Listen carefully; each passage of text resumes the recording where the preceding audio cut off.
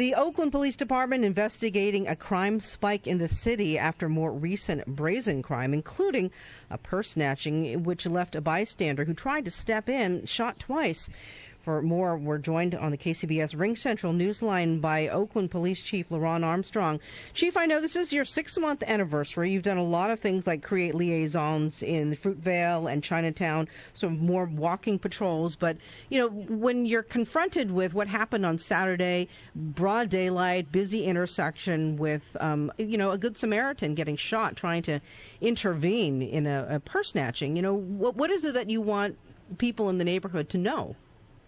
Well, first of all, I want to say that, a very unfortunate incident, and we continue to see incidents that we are concerned about. And so while I appreciate the Good Samaritan stepping in and trying to assist, we don't want people to put themselves at arm's risk.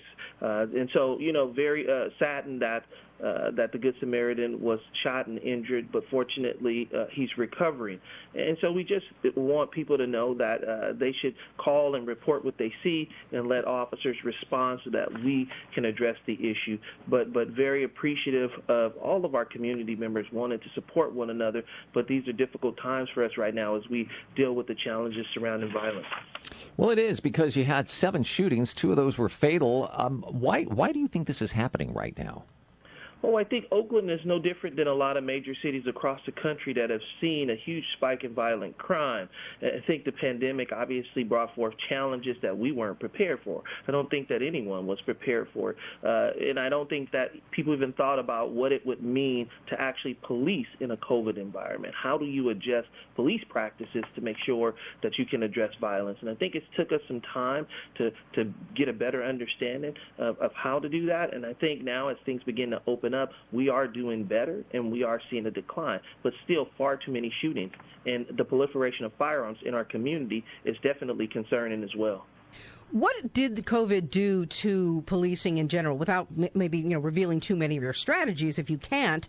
But what has changed? What did COVID do that we weren't ready for? Well, in the city of Oakland, we practice the ceasefire crime reduction strategy, which is centered around direct communication. It really is about talking to those at the highest risk of being involved in violence. But when you're under COVID restrictions, you're not able to have those conversations. You're not able to sit down with people who are involved in violence and give them a clear understanding of what is going to happen if they don't. You also had different laws around keeping people in custody because they wanted to reduce the number of people inside of jails.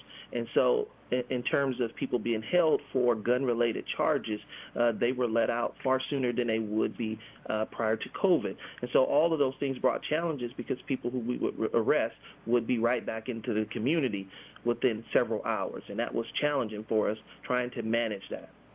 Speaking of challenges, how hard is it right now to recruit the kind of officers that you would like in the department? It is very difficult. I think Oakland is just like a bunch of Bay Area cities all looking for police officers.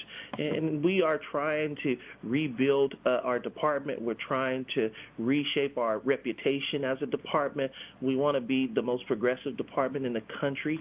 And so I think we're going to continue to market all of the great things that we're doing here in Oakland and hopefully identify some really good candidates who are fit to be a part of this department. I know they're out there. About a minute left, Chief. You have 6 months since you've been sworn in. What do the next 6 months bring? Well, the next 6 months brings more working with community, building trust, more on the ground, meeting with people, coming up with solutions to address crime. I've said it from the beginning that I won't be able to solve crime by myself, or the police department won't be able to solve crime by itself. We really need community support. We need everybody to band together and unite behind wanting to see a safe Oakland. That was my goal from day one, and as somebody born and raised in Oakland, that still remains my goal.